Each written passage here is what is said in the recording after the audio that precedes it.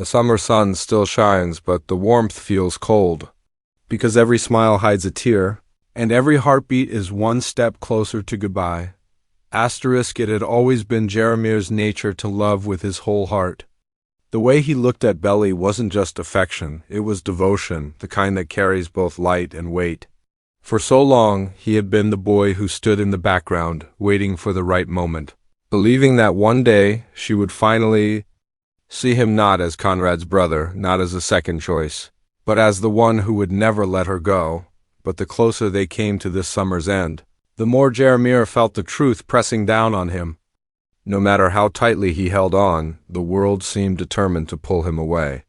Every conversation between Belly and Conrad cut deeper than he wanted to admit.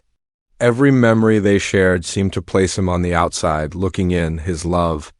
Drowning under waves too strong to fight, Jaramir had always been the sun-warm, bright, the one who made everyone laugh even when his own heart was breaking. But lately, his laughter felt forced, and the light in his eyes dimmed.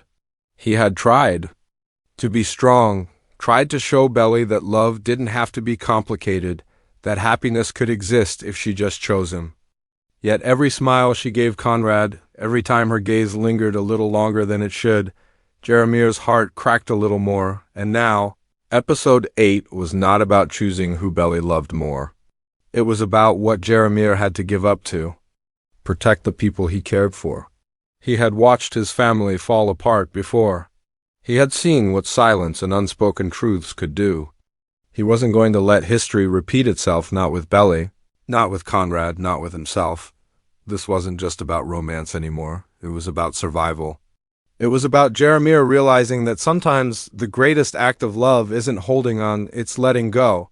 He knew the day was coming when his words would no longer be enough, when the weight of being the second choice would crush the boy who had always given too much of himself. And so, as the sun dipped lower over Cousins Beach, Jaramir's story began to change. He was no longer the boy chasing after love. He was the young man preparing to say goodbye. Asterisk, the nights at Cousins were different now. The sound of waves crashing against the shore no longer comforted Jaramir, it haunted him. Every wave reminded him of time slipping away, of moments he could never take back. He would lie awake in the dark, staring at the ceiling, asking himself the same question over and over again. Was love worth breaking his own heart for? He thought back to the countless summers before this one. The bonfires, the games on the beach, the laughter echoing in the salt-tinged air. Those memories used to be his escape, but now they cut like glass. Because in every flash of the past, Conrad was always there, standing tall, silent, magnetic. Jaramir couldn't deny it anymore. Conrad wasn't just a part of Belly's world. He was her world, whether she admitted it or not, and yet Jaramir had given everything. He had been the one who stayed when she needed a shoulder. He had been the one who promised her happiness, even when she doubted herself. But promises mean little when the heart doesn't fully belong. Jaramir wasn't blind, he saw the way. Belly's eyes softened when Conrad entered a room. The way she unconsciously leaned closer to him. The way her walls fell down when it was Conrad's voice calling her name. That realization began to break him in ways he had never expected. It wasn't the loud kind of heartbreak. It was quiet, heavy, suffocating. It was the kind that made him pull away during conversations, the kind that stole the brightness from his jokes, the kind that left him watching from a distance while his chest ached with the truth. But Jaramir wasn't angry. How could he be? Love wasn't about possession. It was about sacrifice. He wanted Belly to be happy, even if that happiness didn't include him. That was who he had always been. The boy who put everyone else first. Yet for the first time, he wondered what it would feel like to put himself first, to walk away before. There was nothing left of him to give. One evening, as the sun bled into the horizon, Jaramir found himself standing alone by the water. The tide rolled in, soaking the hem of his jeans, but he didn't move. His chest felt heavy, but his mind was strangely clear. He knew what he had to do. Staying would only keep the wound open. Leaving would break him in half. But it would also free him. He thought of Belly's laugh, of the way she once told him he made her feel safe, of the warmth of her hand in his. Those memories would follow him no matter where he went. But he couldn't let himself be defined by love that was never fully his. He couldn't keep chasing something that only left him tired and torn. That night, as the house behind him filled with voices, Jeremiah stayed outside listening to the ocean. He knew a goodbye was coming. Not the kind of goodbye that explodes with anger or slams doors shut, but the kind that leaves quietly. Leaving behind a silence that echoes louder than words, he whispered to the waves as if they could carry his confession away. I can't keep fighting for someone who was never mine to begin with. The boy who had always been the sunshine was dimming, preparing for the most heartbreaking decision of his life. Because sometimes love wasn't about who held on the tightest. It was about who had the courage to let go first. The house at Cousins had always been full of noise. Laughter spilling down the hallways, footsteps racing up the stairs, the soundtrack of summers that felt endless. But on that night, Jeremiah noticed the quiet. It wasn't the comfortable quiet of family resting after a long day. It was heavier, like the walls themselves were holding their breath. He walked through the dimly lit living room, his hands brushing against the familiar furniture. Every corner of that house held a memory. The time he and Belly stayed up too late telling stories. The afternoons spent hiding from thunderstorms. Even the arguments, loud, messy, but real, seemed sweeter in hindsight. Everything here tied him to her, to Conrad, to a life he wasn't sure he could hold on to anymore. He paused at the staircase. From upstairs came the faint sound of Belly's voice, soft and tired, speaking to Conrad. He couldn't make out the words, but he didn't need to. The way she spoke to his brother was different. It was full of an intimacy Jeremiah had longed for, but never truly had. He closed his eyes and let the ache wash over him, swallowing back the bitterness. For so long, Jeremiah had told himself that love was about patience, about waiting for the right time. But patience had turned into torment, and waiting had left him standing still while everyone else moved forward. He couldn't keep living in the shadow of what might be. Later that evening, he found Belly alone on the porch. The moonlight painted her in silver, and for a moment, Jeremiah almost forgot the weight in his chest. She turned to him with that familiar smile, the one that had once felt like home. But when her eyes searched his, she must have noticed something had shifted. You okay? She asked, her voice gentle. He wanted to say yes. He wanted to lie and tell her he was fine, that nothing was wrong, that they could keep pretending this. Summer wasn't unraveling, but his throat tightened. The words wouldn't come. Instead, he sat beside her, the wood creaking beneath their weight, and let the silence speak for him. In that silence, Jeremiah realized the truth. Sometimes goodbye doesn't begin with words, it begins with distance. And he was already pulling away, piece by piece. He thought about telling her everything, that he couldn't keep fighting for a love that didn't belong fully to him, that watching her and Conrad together felt like drowning slowly. But the words stayed locked inside. Because what good would it do to burden her heart with his pain? She had her own battles, her own heartbreak. He wouldn't add his to her weight. Instead, he smiled, a small, fragile smile that hid more than it revealed. He asked about her day, about small, ordinary things, because sometimes ordinary moments are the hardest to let go of. And Belly, maybe sensing his struggle, leaned against him without a word. The stars stretched endlessly above them, and Jeremiah wished, just once more, that he could freeze this moment. That he could believe she was leaning on him because she chose him, not because she needed comfort. But as the night stretched on, he knew it was an illusion he could no longer keep. When she finally drifted off to sleep, resting her head against his shoulder, Jeremiah stayed still, memorizing the weight of her, the warmth of her presence. He knew this was the last time he would let himself believe she was his. Because soon he would step away. Soon, his silence would become a goodbye.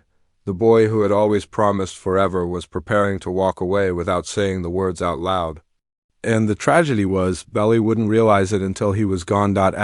Morning came soft and pale, like the world was trying not to wake the pain that slept in the house. Jeremiah watched the first light creep across the floorboards of his room, touching the packed bag by the door. He had folded his shirts in quiet, careful movements as if noise could change his mind. Every item he placed inside felt like a promise, breaking one by one. The small things that made a life here were slipping away. He paused with a seashell in his hand, the one Belly had found and tossed to him like a joke that summer they were. Both sunburned and fearless. He closed his fingers around it and then let it go, leaving it on the dresser. Some things belonged to this place, not to him. Downstairs smelled like coffee and ocean. The screen door trembled in the morning breeze, tapping softly as if counting seconds. He could hear footsteps overhead, Conrad moving, Belly turning in her sleep, the house stretching its bones. For a moment he imagined staying. He imagined walking into the kitchen, bumping shoulders with Conrad, stealing a smile from Belly, letting the day pull him forward the way it always had. But the picture faded as quickly as it formed. The ache inside him did not leave with sunrise. It sat there, certain and steady, telling him the truth he couldn't outrun. If he stayed, he would keep bleeding slowly. If he left, he would heal, but the scar would be deep. He wrote a note and then tore it up. Words on paper felt small for a goodbye that large. He didn't want to write apologies that would trap Belly in guilt. He didn't want to list reasons. Like items on a receipt, love wasn't a bill to be paid. It was a tide, and his had gone out. So he put the pen down and chose silence, a clean cut instead of 1,000 tiny ones. He found Conrad on the back steps, shoulders hunched, fingers wrapped around a mug that had gone cold. The early light carved sharp lines across his face, and for once he looked less like the storm and more like the sky after it cleared but changed. They didn't speak for a while. There were too many words between them, and none of them were new. Jeremiah sat beside his brother and watched gulls circle the empty beach. He thought about all the versions of their life together. Boys racing into the water. Boys fighting over the front seat. Boys trying to hold a family that kept slipping through their hands. All of it had led to here, this quiet edge where letting go sounded kinder than holding tight. "I'm heading out," Jeremiah said at last, his voice even. He didn't say where. He didn't say when he'd be back. He didn't say Belly's name, but it hung there anyway, as soft as breath and as heavy as a stone. Conrad nodded once. His jaw worked, then loosened. "Take care," he said, and it wasn't a truce or a victory. It was a prayer. They looked at each other with a tired kind of love that only brothers know, the kind that bends and refuses to break, even when everything else does. Jeremiah touched his shoulder as he stood, a small press of his palm that meant, "I still choose you, even when I'm choosing to leave." Belly was on the porch when he turned. Sleep had left her hair wild and her eyes bright with worry. She saw the bag before she saw his face, and something flickered in her fear, maybe, or the understanding she had been pushing away. She stepped toward him, then stopped, as if the space between them had turned to glass and any sudden movement would shatter it. "Don't," Jeremiah said softly, and the word wasn't a command. It was mercy. He didn't want her to beg him to stay. He didn't want to hand her a choice that would hurt her either way. He wanted to carry the weight himself for once and set her free of it. She opened her mouth and closed it again.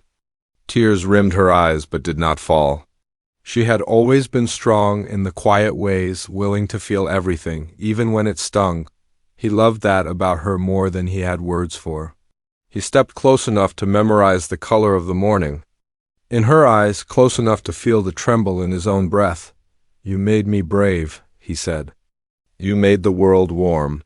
He let the truth rest there, simple and clean. He didn't tell her about the nights he couldn't breathe or the way his chest tightened when she said Conrad's name. He didn't tell her that choosing himself felt like betraying the boy he had been. He told her only what would be kind to remember. Belly reached for his hand. He let her hold it. Their fingers fit the way the shore fits the sea only until the tide changes. He squeezed once, a promise, with no future attached. In that small press, he said the words he wouldn't speak aloud. "I love you, and I'm not the answer you need." The walk to the car felt longer than any distance he had ever known. The gravel shifted under his shoes, and every step clicked against the years they had lived in this place. He did not look back until he opened the door. When he did, he saw them as they were, Belly standing in the doorway, Conrad on the steps, the house holding their history like a box that would never fully close. He saw himself, too, a boy at last choosing the road that might save him. He slid into the driver's seat and let the wheel steady his shaking hands. He started the engine and heard the ocean answer, steady and endless. For a heartbeat he waited, giving the moment one last chance to rewrite itself. It didn't. The world held, and so did he. He pulled away slowly, the tires whispering over the driveway, the house shrinking in the mirror until it was only a soft shape, then a blur, then gone, the road unfurled ahead, empty and bright. He drove with the window down, salt air filling his lungs. The ache was still there, but it was clean now, like a wound washed by rain. He thought of the summers to come, not with bitterness, but with a quiet hope that surprised him. Maybe one day he would return and the house would not hurt to see. Maybe one day he would stand on that porch and feel only gratitude. He reached into the pocket of his jacket and felt the seashell he had meant to leave behind. Somehow it had found its way into his coat. He turned it over in his palm, the ridges catching light. He smiled, not the bright, easy smile he used to wear, but a new one, small and honest. He placed the shell on the seat beside him, a tiny memory that would not drown him anymore. Behind him, the tide kept its rhythm. Ahead of him, the day widened. Jeremiah pressed his foot to the pedal and let the road take him. He did not carry anger or blame. He carried the shape of a love that had taught him how to let go. And in that letting go, something opened a future that did not depend on being chosen, a peace that did not ask him to be anything but himself. The sun climbed. The shadows drew back. Somewhere a new summer waited, not to turn him into anything, but to show him what he already was, a heart that could break and still beat, a boy who walked away and did not lose himself, a goodbye that hurt and healed. In the same breath, the road stretched farther than Jeremiah could see, a ribbon of possibility winding away from the ocean. But even as miles placed themselves between him and the house at Cousins, his heart carried the echoes of what he'd left behind. Goodbye wasn't a single moment, it was 1,000 tiny pieces, scattered across memories he could never erase. Belly's face lingered in his mind, framed in the doorway, eyes wide with the kind of pain that had no words. He hadn't given. Her explanations hadn't carved excuses into the silence he left behind. That was the cruel mercy of it. Because some truths didn't heal when spoken, they only deepened the wound. He hoped one day she would understand that his leaving was not abandonment, but love in its hardest form. A love that chose her freedom over his need. For Conrad, the goodbye had been simpler, quieter. Brothers didn't need long speeches or dramatic gestures. They lived in looks and gestures and years of unspoken loyalty. Jeremiah knew his absence would change things between them, but he also knew the bond they shared had survived worse storms.